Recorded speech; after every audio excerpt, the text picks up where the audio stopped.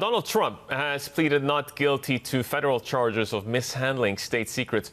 Bloomberg's Kailey Leinz says more from outside the Miami courthouse.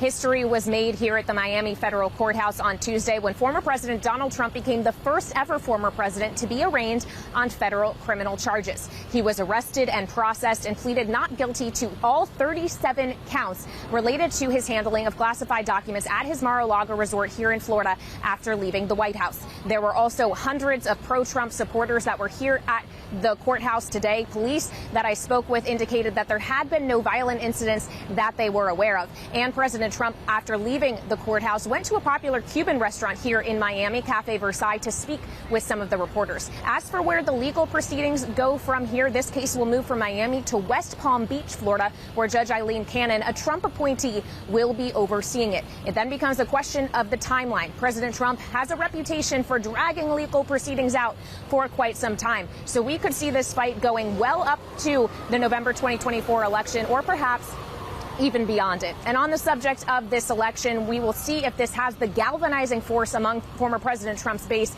as happened with his first indictment in Manhattan earlier this year.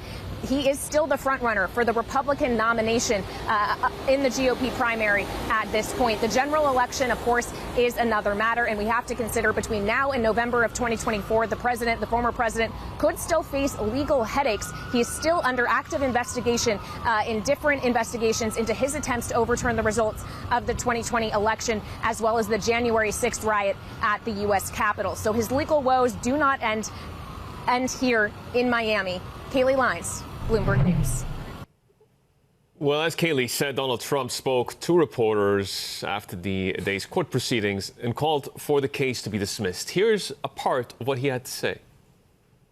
Decision to segregate personal materials from presidential records is made by the president during the president's term